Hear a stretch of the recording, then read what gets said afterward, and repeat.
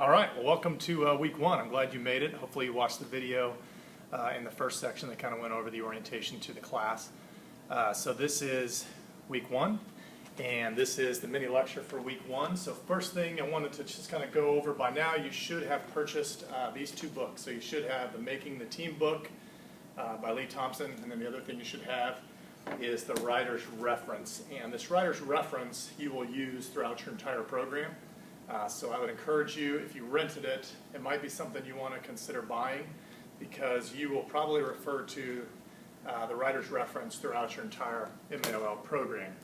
So this lecture is going to be relatively short, and what I wanted to do is just kind of go over why Baker would be interested in teams, and so why in your first class would you have a textbook on working in teams and managing teams and some of the pros and cons of working in teams. And so every organization nowadays probably has some sort of teams. And if you think about your place of employment, you're probably a part of some team in some way, shape, or form. And so really the ultimate goal for most organizations is to grow, but also to stay small in the process. So an organization that can grow but also stay small and have that feeling of a small, cohesive group is an organization that's going to be sustainable for a long period of time.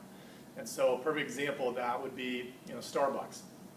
Starbucks has teams all over the country, and each individual store is its own little team, and same thing with like a YMCA. YMCA has it's a huge organization, but within each individual community, they're a very big part of that community. And so you could go on and on, Southwest Airlines.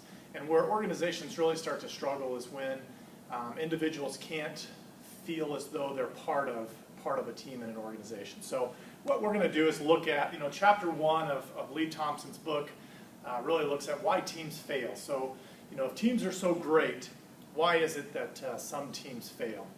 And that's going to be part of the discussion questions as well for this week. But if you look at why teams fail, and if you look at according to Thompson, let's just go straight through them. The teams are not always the answer. So typically the first thing a CEO or first thing a team leader wants to do when they feel as though it's the organization is struggling is the first thing is always, hey, let's restructure. Got to shake things up.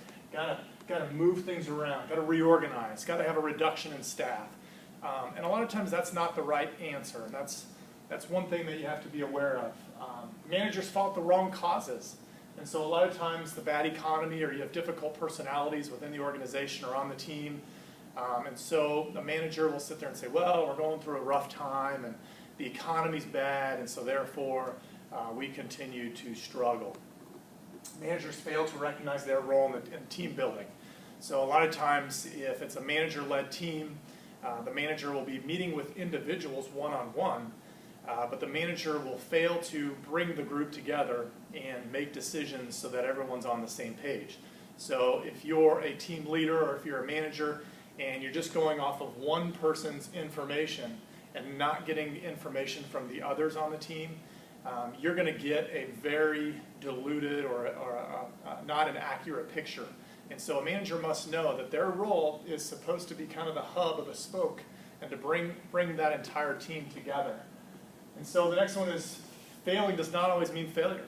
And Thompson talks about this a lot in her textbook. So, just because the team is going through a difficult time and just because there's some conflict, that's not a bad thing. And so a lot of times failing will actually provide some critical information moving forward. So if you fail, you're going to learn from that. And you're going to learn from that information and make a decision moving forward. Conflict does not mean dysfunction. And I just mentioned this. So if there's conflict, that's not a bad thing. And so a lot of times managers feel like, ooh, there's conflict, so we must not be functioning well. In fact, I would argue, and so would Thompson, that if you can create a culture where people feel as though they can have honest and direct conversation with one another, they can speak their mind, and they can sit at that table and freely talk about what they're concerned about. And there's going to be some conflict, but that is healthy.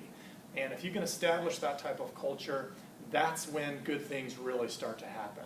when bad things happen, or when you sit around the table and everyone shakes their head and says, yeah, that's a great idea, yeah, we should do that, and then you walk out of that room and people start to have side conversations like, hey, that's a bad idea. Why are we doing this? That's a dumb idea. So if you can create a culture where people feel comfortable saying, you know what, I totally disagree with that, and here's why I disagree with that. That's healthy teamwork. Leadership can be overrated. So a lot of times people say, well, we just need a leader and things will be solved. Wrong. A lot of times we put so much emphasis on leadership, and leadership is important.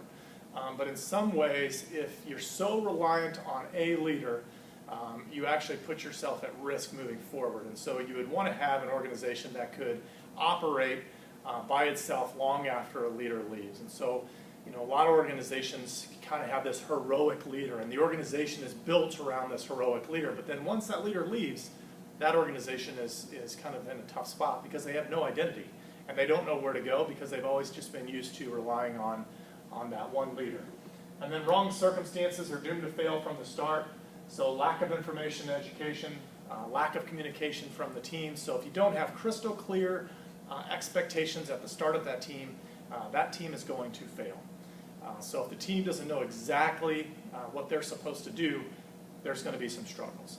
And so a lot of times at the end of when a team meets, you can go back and say, well, they missed the mark, or they didn't actually do what we thought they were going to do. And so somewhere along those lines, that team had information that they thought they were working on a project, or they thought they were going in this direction, but really they were supposed to be going in this direction. So communication is key.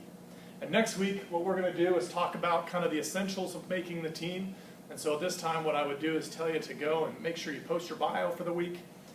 Make sure you respond to the 2 discussion questions for the week. Then you have the reflection blog. And then we'll start to make some progress on that research paper. So if you have any questions, feel free to send me a text. Feel free to give me a call or shoot me an email.